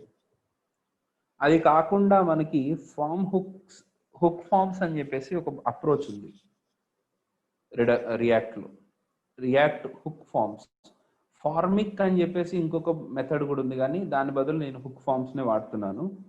బాగున్నాయి, ఫాస్ట్గా జరుగుతుంది, అంతా బాగుంది. సో దాన్ని నేను యూజ్ చేసి మీకు ఫామ్స్ని ఎలా హ్యాండిల్ చేస్తారు అని అంటే ఏంటి, ఏది డేటా ఎంటర్ చేయకుండా సబ్మిట్ బటన్ కొట్టగానే దానికి ఎర్రర్ డిస్ప్లే అవ్వడం, ఇలాంటివన్నీ నేను మీకు ఇక్కడ డిస్ప్లే చేసి చూపిస్తాను. ఓకే, చూద్దురు మీరు దీని గురించి ఇంకా మోర్గా. దీని తర్వాత రెస్ట్ ఏపీఐ కమ్యూనికేషన్ ఎలా జరుగుతుంది అండ్ యాక్సియోస్ని ఎలా యూజ్ చేస్తాం, వీటన్నిటి గురించి మనము డిస్కస్ చేయబోతున్నాం రియాక్ట్. ఓవరాల్గా దిస్ ఈస్ ఇంకొకటి అసలు చెప్పాల్సిన మర్చిపోయాను, మన main important thing react native కంటే ముందు జస్ట్ మీ టెస్టింగ్ ఎలా చేస్తారు, రిడక్స్ కాంపోనెంట్స్ని ఎలా టెస్ట్ చేస్తారు, కాంపోనెంట్స్ని ఎలా టెస్ట్ చేస్తారు, యూఐ టెస్టింగ్ ఎలా చేస్తారు, తర్వాత సర్వీసెస్ని ఎలా టెస్ట్ చేస్తారు, హెచ్టిటిపి కాల్స్ని ఎలా మాకింగ్ ఎలా చేస్తారు, వీటన్నిటి గురించి మనము డిస్కస్ చేస్తాము టెస్టింగ్ కాన్సెప్ట్స్కి వచ్చేసరికి. తర్వాత రియాక్ట్ నేటివ్ అనేది నేను చూపిస్తాను, మీరు దాని గురించి మరీ ఎక్కువ ఆలోచించకండి. రియాక్ట్ నేటివ్ మొబైల్ అప్లికేషన్స్ కోసం ఎలా వాడతారో అని చెప్తున్నాను. ఓకే, దాంట్లో మనము సపరేట్ కాంపోనెంట్స్ ఉంటాయి, వాటిని ఎలా వాడాలి, తర్వాత అప్లికేషన్స్ని ఎలా బిల్డ్ చేయాలి అనేది వరకు మనం తెలుసుకోవాల్సిన ఉంది. అదంతా మనం తెలుసుకుని చూపిస్తాం. ఓకే, సో ఓవరాల్గా this is what I would like to give you. Okay, now I'm open for your doubts.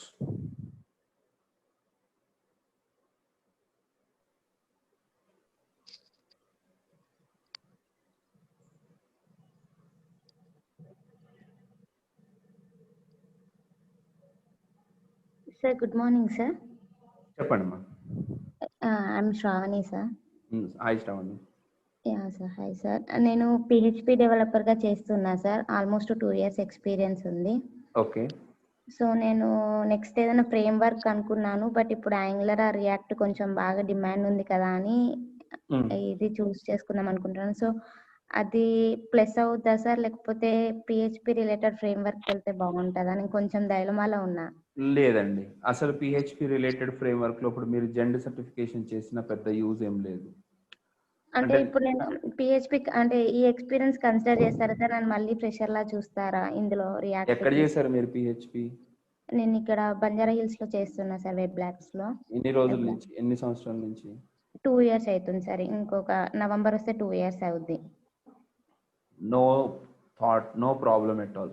మీరు ఏం చేస్తారంటే ఇప్పటివరకు మీరు చేసిన అప్లికేషన్స్ అన్నిటిని రియాక్ట్లో డెవలప్ చేస్తే ఎలా ఉంటుంది అనేది చెప్పండి. ఓకే, శ్రావణి కదా, శ్రావణి పరిస్థితులు ఎట్లా ఉన్నాయంటండి, మాకు ప్రోగ్రామర్స్ కావాలి. ఓకే, సో ప్రోగ్రామర్స్ కావాలని అనుకుంటాము, మీకు సబ్జెక్ట్ తెలుసు, మీరు ఏదో ఒకటి ఒక ఫ్రేమ్వర్క్లో కానీ ఒక పర్టికులర్ లాంగ్వేజ్లో మీరు బాగా చేశారు అని మాకు కనుక కాన్ఫిడెన్స్ వస్తే మిమ్మల్ని తీసేసుకుంటాం. మీకు రియాక్ట్ కంప్లీట్గా వచ్చా రాదా అనేది కూడా మాకు అనవసరం. లోపలికి వచ్చిన తర్వాత నేర్చుకోవాల్సిందే ఎవరైనా సరే. అది ఆ రియాలిటీ తెలిసిన వాళ్ళు మీ జావా స్క్రిప్ట్ని, రియాక్ట్ ఫౌండేషన్ని బాగా టెస్ట్ చేస్తూ ఉంటారు. ఓకే, అవన్నీ మనం ఎలాగో క్లాస్లో కవర్ చేసుకోవాలి 100%. ఓకే, కాకపోతే ఇప్పుడు దీనికి బ్యాక్ ఎండ్ గా ఏం యూస్ చేస్తారు సార్? బ్యాక్ ఎండ్ అదే చెప్పాను కదా, ఏపీఐ డైరెక్ట్ గా మనకి రెస్ట్ ఏపీఐ ఒకటి ఉంటుంది ఎంలాబ్ లో, అవి డైరెక్ట్ గా కమ్యూనికేట్ చేస్తాం. బ్యాక్ ఎండ్ ఎవరికైతే నోడ్ వస్తే నోడ్ లో రాసుకోండి. నేను చూపించేది ఒక ఏపీఐ ఉంటే ఆ ఏపీఐ తోటి ఎట్లా ఇంటరాక్ట్ అవ్వాలి అనేది మొత్తం కమ్యూనికేషన్ అంతా చూపిస్తాను ఫ్రంట్ ఎండ్ పాయింట్ ఆఫ్ వ్యూలో. అంటే PHP బ్యాక్ ఎండ్ గా యూజ్ చేసే స్కోప్ ఉంటుందా సార్? ఎందుకు ఉండదు, 100% ఉంటుంది. 100%. ఇప్పుడు 90% చాలా అప్లికేషన్స్ PHP లో ఉన్న అన్ని అప్లికేషన్స్ అలాగే కన్వర్ట్ అవుతున్నాయి. బ్యాక్ ఎండ్ సర్వీసెస్ ని దాంట్లోనే ఉంచేశారు PHP లో. PHP is a failure in terms of generating the UI. అంటే యుఐని జనరేట్ చేయడంలో PHP టెంప్లెట్ ఇంజిన్స్ కొద్దిగా అంత సూపర్బ్గా లేవు.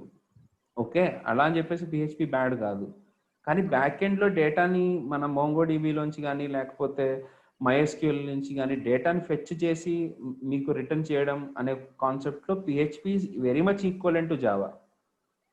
Okay, so PHP is fine అండి. మీరు ఏ ఎక్స్పీరియన్స్ ఉందో అదే 100% పెట్టండి. ఓకే, మీకు రియాక్ట్ నేర్చుకున్నా అన్నట్టు వెళ్తాను. అంతే, పర్లేదు, చెప్తున్నాను కదా, మీకు కాల్స్ వస్తాయి. మీకు ఏమేమి రియాక్ట్ లో మీరు ఎంత వరకు చేశారని పెట్టాలని నేను పర్సనల్ గా మీరు నన్ను అడిగితే నేను ఆ రోజు ఈ రెజ్యూమ్స్ ని నేను క్లియర్ చేస్తాను. Don't worry. Okay sir, thank you sir.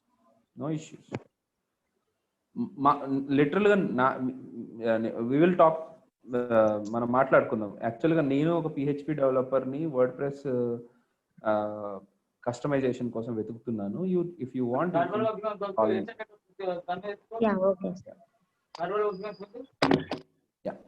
Next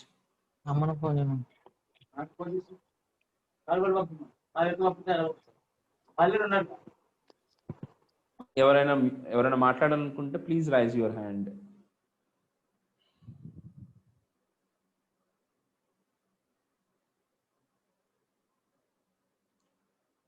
Okay, anybody there?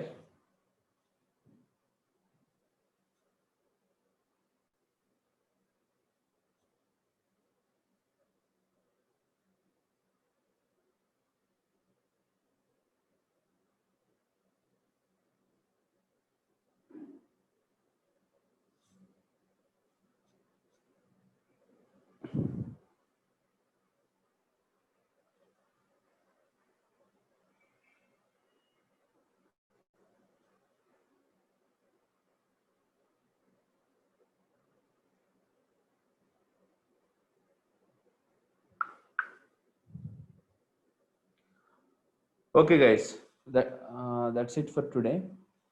రేపు మనం డిస్కస్ చేయట్లేదు. I will inform you about the next class. ఈరోజు కొత్తగా ఎవరైనా జాయిన్ అయిన వాళ్ళు ఉంటే ప్లీజ్ మీ ఈమెయిల్ ఐడి, ఫోన్ నెంబర్ ఒకసారి నాకు చాట్లో పెట్టండి.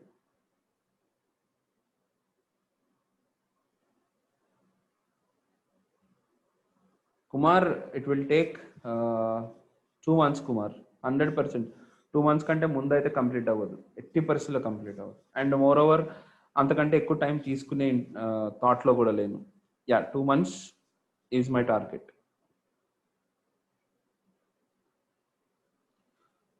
Cloud solve.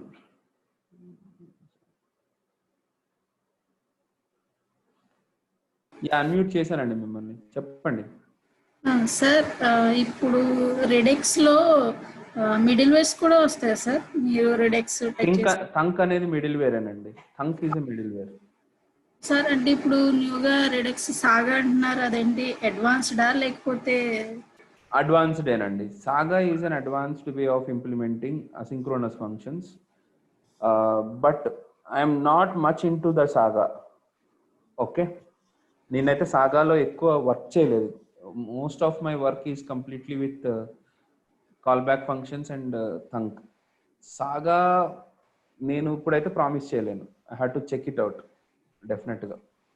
ఓకే, ఆ ప్లేస్లోనే మీకు రియాక్ట్ నేటివ్ చెప్తున్నాను నేను ప్రస్తుతానికి.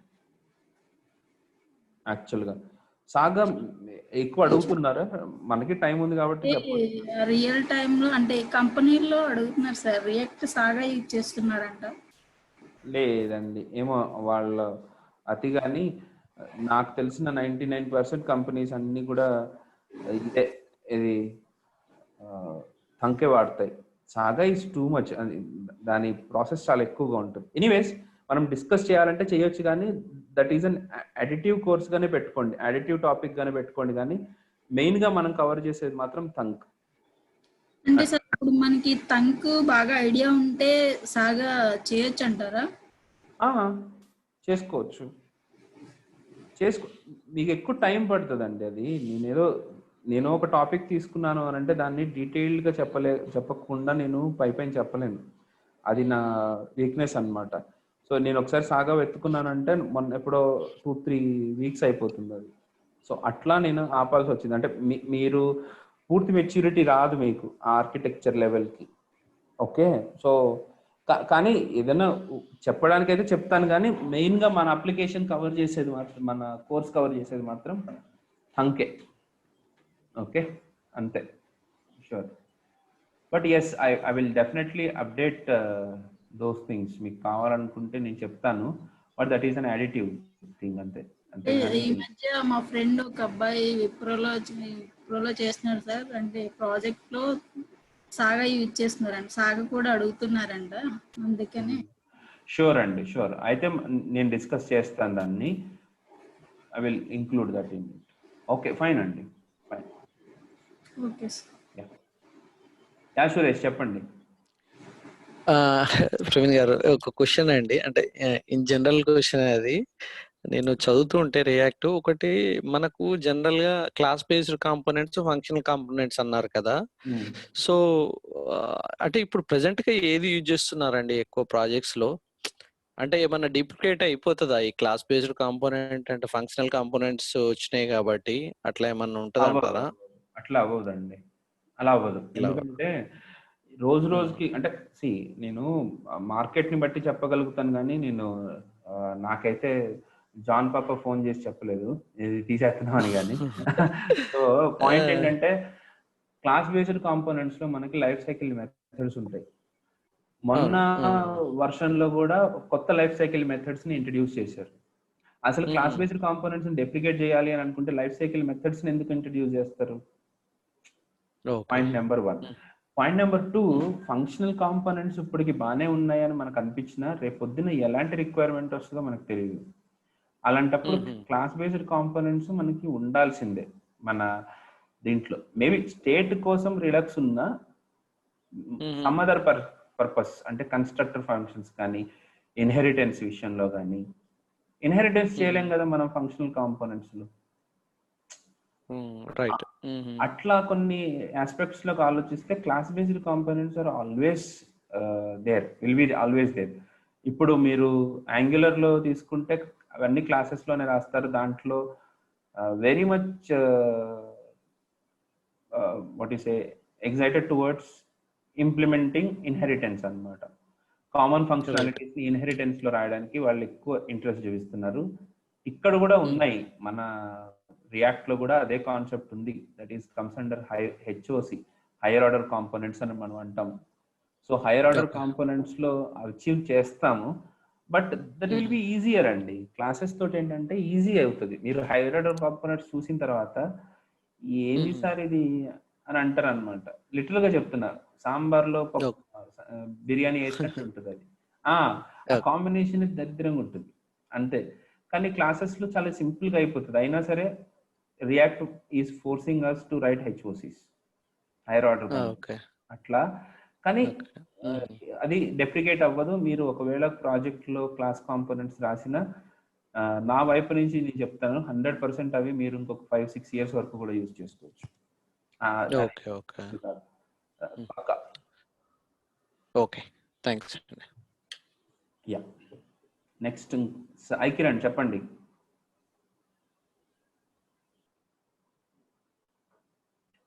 సురేష్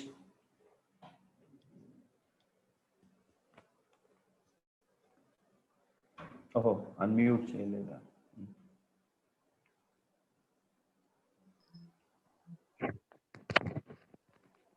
చెప్పు Sai Kiran. Hi sir, morning. Morning Sai Kiran, చెప్పండి. Good morning. అయితే నేను 13 పాస్డ్ అవుట్ సార్. ఓకే. అయితే ఇక అప్పటి నుంచి నేను ఏదో బిజినెస్ లో ఉన్నా. ఓకే. బిజినెస్ చేసిన లాస్ట్ 2-3 months ఇక అది కొంచెం జాబ్ సైడ్ టర్న్ అవుదాం అనుకుంటున్నాను. అయితే ప్రాబ్లం ఏంటంటే ఇప్పుడు మనం 13 కదా, ఇప్పుడు నాకు ఈ యూఐ డెవలప్మెంట్ కానీ, ఇప్పుడు అప్పట్లో HTML కానీ, ఇప్పుడు CSS కానీ అంటే నాకు క్లియర్ అనమాట. Even create forms also, form చేయించడం, వ్యాలిడేట్ చేసుకోవడం, ఎర్రర్స్ దానికి క్లియర్, నాకు కొంచెం చూసినా అర్థమైపోతుంది సింపుల్ గా. సో అందుకు నేను ఇది చూస్ చేసుకోవాలనుకుంటున్నా. ఓకే. అంటే it is the right choice and it is the right time.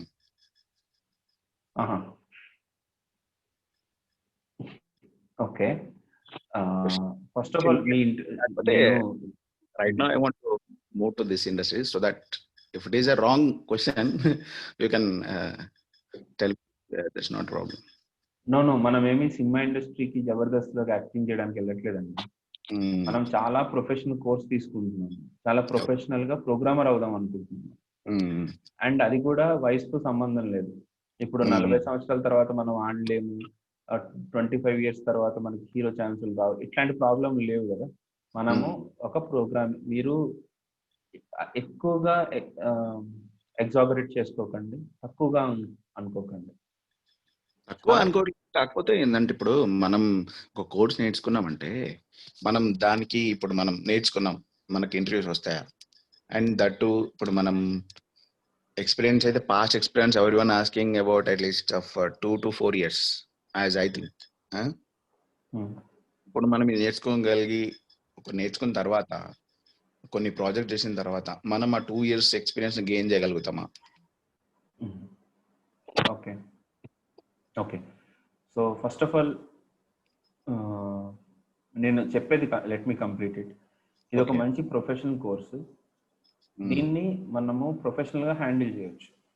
ఇప్పుడు ఫర్ ఎగ్జాంపుల్ మనం కోర్స్ నేర్చుకున్న తర్వాత 4 years ఎక్స్పీరియన్స్ పెట్టాలి, 5 years ఎక్స్పీరియన్సే పెట్టాలి అనే రూల్ ఏం లేదు. నేను ఇంటర్న్షిప్కి జాయిన్ అవుతాను అని చెప్పి మీరు ఒక 6 months ఇంటర్న్షిప్ చేయండి. తర్వాత మీరు 1 year యాజ్ ఎ ఫ్రెషర్గా జాయిన్ అవ్వండి అదే కంపెనీలో. ఒకసారి మీరు ఆ 1 year 1.5 year real time experience వచ్చిన తర్వాత ఈ 2013 నుంచి అంటే 6 years ఎక్స్పీరియన్స్ని మీరు 6 years ఎక్స్పీరియన్స్గా పెట్టేసేయండి. నేను అప్పుడు మీకు నేను ఓపెన్ చేస్తాను అన్ని. మనకి 1 year కనుక మనకి బ్యాంక్ స్టేట్మెంట్స్ ఉంటే మిమ్మల్ని కొట్టగలిగే వాళ్ళు ఎవరు లేరు. ఇప్పుడు కూడా పెట్టుకోకూడదా అంటే పెట్టుకోండి, నాకు ప్రాబ్లం లేదు. కాకపోతే తర్వాత నాకు స్ట్రెస్ ఎక్కువ అవుతుంది. 99% మీ ఇంటర్వ్యూ క్లియర్ అయ్యే బాధ్యత నాది, 99% చెప్తున్నా. ఓకే, డెలాయిట్ తో సహా అట్లాంటి కంపెనీస్ లో కూడా ఇంటర్వ్యూస్ క్లియర్ అవుతాయి. ప్రాబ్లం ఇంటర్వ్యూస్ క్లియర్ అవడం కాదు. తీరా అక్కడికి వెళ్ళిన తర్వాత నాకు స్ట్రెస్ అవుతుంది, నన్ను ప్రాజెక్ట్ లీడ్ చేశారు, నేనే సజెషన్స్ ఇవ్వాలంట, ఇవన్నీ మాకు చెప్పలేదంట అంటే చెప్పరు. అవన్నీ మన కోర్సులో కవర్ అవ్వడానికి చాలా కష్టం. ఆల్రెడీ బెస్ట్ ప్రాక్టీసెస్ మనం చాలా కవర్ చేసుకుంటాం, కానీ ఆ ఎక్స్పీరియన్స్ అంతా రావాలి అని అంటే మీకు టైం పడుతుంది. ఒక్క 1 year మీరు ఎట్లాగైనా కష్టపడి మీకు 10 రూపాయలు వచ్చినాయా 20 రూపాయలు వచ్చినాయా అని పక్క పెట్టేసి కష్టపడి కనుక చేస్తే 100% జాబ్ అండి, 100% లైఫ్ సెట్. మీకు నిన్న జాయిన్ అయ్యాడు. ఇదే క్వశ్చన్ నిన్న అడుగుంటే నేను హర్షతో మాట్లాడిచ్చేవాడిని. హర్ష అరే there with any name?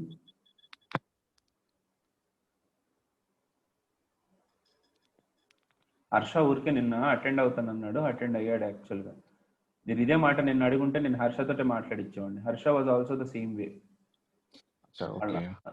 Yeah, అందరూ అలాగే నేర్చుకుని అలా చేసుకుంటున్న వాళ్ళే, ఎవరు పైనుంచి ఊడిపడలే. అంటే నాకు ఈ థాట్ ఎట్లా వచ్చిందంటే, ఒక 6 months బ్యాక్ ఏమో, ఇప్పుడు నా ఫ్రెండ్స్ ఉంటారు కదా, అదేమో మైండ్ స్కిల్స్ ఏదో నేర్చేసుకొని ఇట్లనే +2+ పెట్టేసి పూణేలో కొట్టిరు జాబ్. హలో. అవునండి, అవును. కానీ మనం తీసుకున్నారు కరెక్టే. నేను వాటన్నిటిని కంపేర్ చేయలేను సార్. పాయింట్ ఏంటంటే ఇది programming and development course. So ఈ ప్రోగ్రామింగ్ అండ్ డెవలప్మెంట్ ప్రాసెస్లో మనం చాలా నేర్చుకోవాల్సి ఉంటుంది.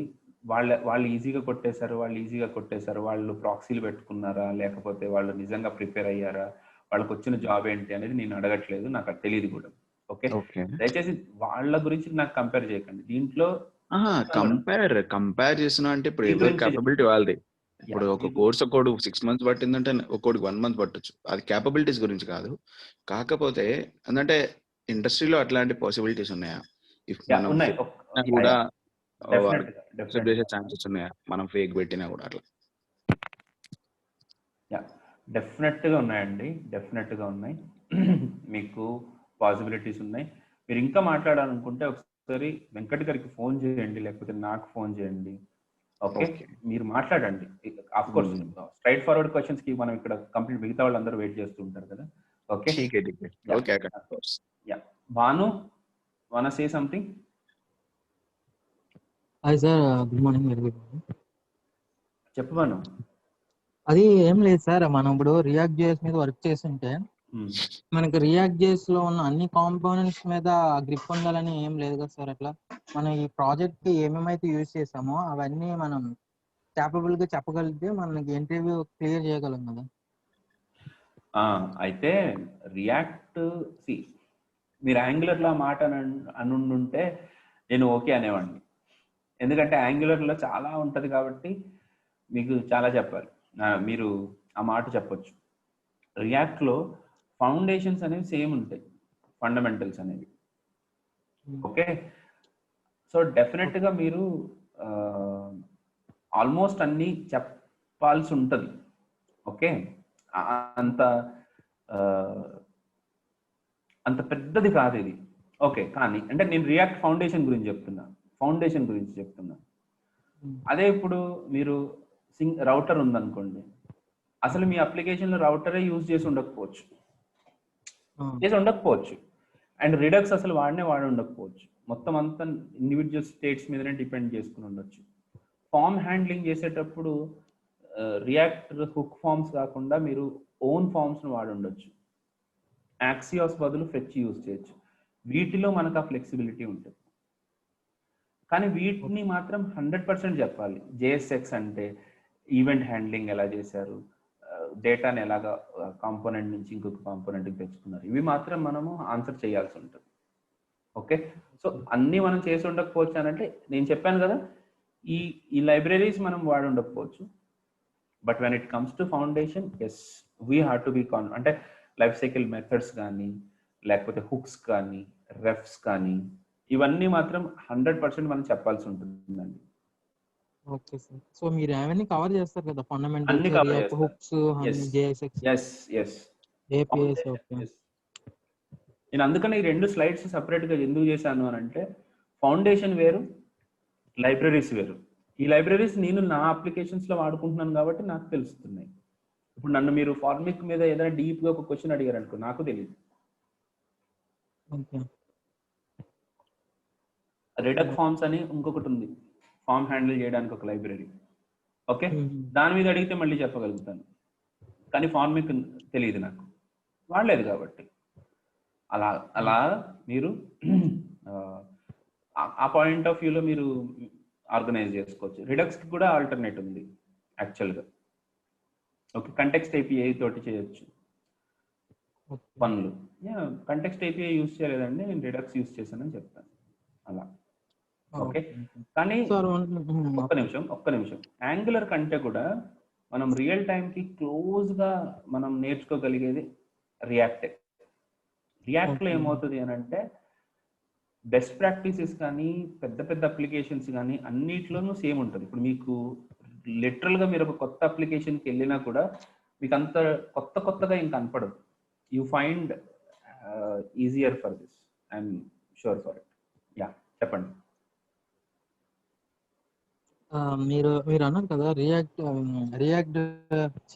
కాదు అంటే జావా స్క్రిప్ట్ బేసిక్స్ చెప్పడానికి 25 days అట్లా పడుతుంది అని. సో మిగతా ఇంకా 1 month ఉంటుంది. 1 month లో ఈ రియాక్ట్ మొత్తం నేర్చుకోగలమంటారా? మీకు జావా స్క్రిప్ట్ అట్లాగా కాదండి, అలా కాదు.